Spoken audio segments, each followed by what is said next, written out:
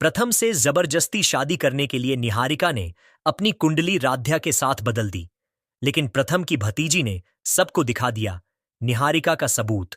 Serial मन अति सुंदर की कहानी में एक जबरदस्त भूचाल तब आता है जब मित्तल परिवार के पंडित जी यह घोषणा करते हैं कि निहारिका की कुंडली प्रथम की कुंडली से बिल्कुल मेल नहीं खा रही। पूरे परिवार में खलबली मच जाती है। दादी, जो निहारिका को बहू बनाने का सपना देख रही थीं, अचानक निराश हो जाती हैं। उधर निहारिका जब अपने कमरे में होती है, तभी गलती से उसके कान में ये बात पड़ जाती है कि कुंडली नहीं मिलने के कारण अब ये रिश्ता आगे नहीं बढ़ सकता। जैसे ही निहारिका को ये पता चलता है, वह बिल्कुल नहीं घबराती, बल्कि एक शातिर चाल चलती है। वह जानती थी कि अगर उसे प्रथम को पाना है तो उसे किसी भी हद तक जाना होगा। वो तुरंत राध्या के कमरे में चुपके से जाती है, उसकी असली कुंडली चुरा लेती है और पंडित जी के पास पहुंच जाती है। पंडित जी को पैसे और धमकी दोनों देती है और उन्हें कहती है कि सुबह तक पूरे परिवार को बताओ कि मेरी और प्रथम की कुंडली के सारे गुण मिलते हैं। अगर आप भी राध्या का साथ देना चाहते हैं राध्या के लिए, इस वीडियो को सिर्फ एक लाइक करके चैनल को भी सब्सक्राइब कर लीजिए और नीचे कमेंट बॉक्स में आई सपोर्ट राध्या जरूर लिखें। अगली सुबह पंडित जी पूरे घर के सामने ऐलान करते हैं कि निहारिका और प्रथम के 36 में से पूरे 36 गुण मिल रहे हैं। दादी खुशी से झूम उठती हैं, मिठाइयां बांटी जाती हैं, घर में शादी की तैयारियों का माहौल बन जाता है। सबको लगता है कि अब इस रिश्ते में कोई रुकावट नहीं है। लेकिन वहीं दूसरी ओर रजनी जी को यह पूरी बात हजम नहीं होती। उन्हें निहारिका की चालों पर पहले से शक था। रजनी चुपचाप पुराने पंडित जी से कुंडली की जांच करवाने का फैसला करती हैं। वो राध्या की असली जन्म तिथि और समय के आधार पर कुंडली बनवाती है, और जब दोनों कुंडलियों की तुलना होती है तो सच्चाई सामने आ जाती है। वह कुंडली जिसमें 36 के 36 गुण मिल रहे थे, वो असल में निहारिका की नहीं बल्कि राध्या की थी। सच सामने आने के बाद पूरा मित्तल परिवार सन्न रह जाता है। दादी को जैसे किसी ने एक झटका दे दिया हो। निहारिका की साजिश का पर्दाफाश हो जाता है। सबके सामने उसकी असलियत आ जाती है।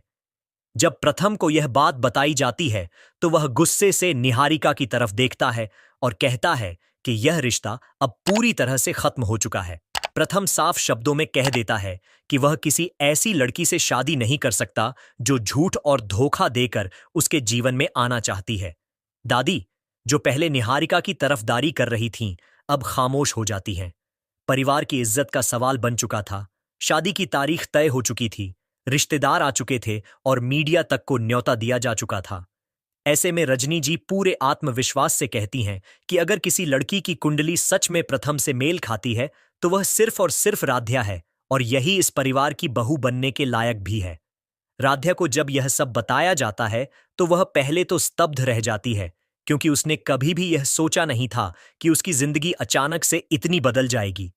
लेकिन जब भोलेनाथ के मंदिर में वह अपनी आंखें बंद कर प्रार्थना करती है और वहां फूलों की वर्षा होने लगती है, तो उसे ये संकेत मिल जाता है कि उसकी राह अब साफ है और उसका रिश्ता अब भाग्य ने खुद तय कर दिया है।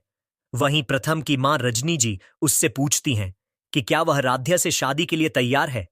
प्रथम थोड़ा ठहर कर कहता है कि पहले वह निहारिका को चाहता था, लेकिन अब उसे एहसास हो गया है कि जो सच्चाई, ईमानदारी और सादगी राध्या के अंदर है, वही उसे जीवन साथी बनाने के काबिल बनाती है।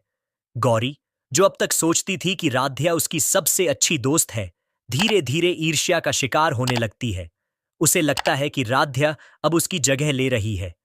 मित्तल परिवार की नई बहू, प्रथम की पत्नी और शादी के बाद मित्तल ग्रुप के नए प्रोजेक्ट की मुख्य चेहरा बनने वाली राध्या को देखकर गौरी अंदर ही अंदर जलने लगती है।